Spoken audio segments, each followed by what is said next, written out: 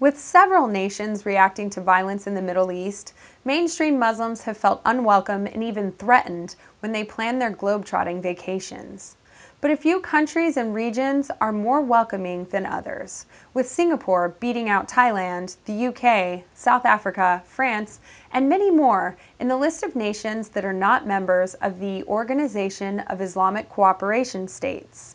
Malaysia, Turkey, and the United Arab Emirates, Saudi Arabia, and Qatar top the list of OIC countries. The list, known as the Global Muslim Travel Index, is compiled each year by MasterCard in cooperation with Crescent Rating, based on the availability of halal-friendly accommodations, food selection, and safety specifically for Muslims. 100 countries were included in the survey, and top billing guarantees a share of the billions of dollars spent each year by Muslim tourists. Last year, that number was almost $150 billion, and it is expected to rise to $200 billion by 2020, which amounts to about 10% of the global travel spending.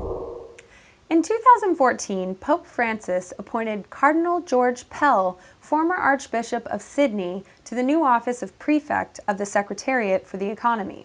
His mission was to clean up the Vatican's finances after years of what some people believed was gross mismanagement. Now, however, information has leaked to an Italian newspaper concerning Pell's own financial misdealings, including the equivalent of $500,000 in expenses during the first 6 months of his investigations alone, with roughly $3,000 of that spent at an upscale tailor's shop in Rome. It has been reported that the Pope has chastised Pell regarding this spending, but that claim has been denied. It remains to be seen if the leaks and rumors surrounding Pell's investigation are true, or whether they are the work of those church leaders whose toes he is stepping on to clean things up. It is not that difficult to believe that an organization as large and wealthy as the Catholic Church has behaved bureaucratically in the past. It is likewise not hard to believe that such bureaucracy doesn't give up its ways easily. One example of excess provided was a $700,000 nativity scene constructed in St. Peter's Square in 2009. Archbishop Carlo Maria Vigano, who had complained about that particular instance, was subsequently transferred to the United States. As if to send a signal that French authorities are taking anti-Semitic terrorism seriously, a violent incident that occurred at a Jewish deli in 1982 might finally be on the way to resolution.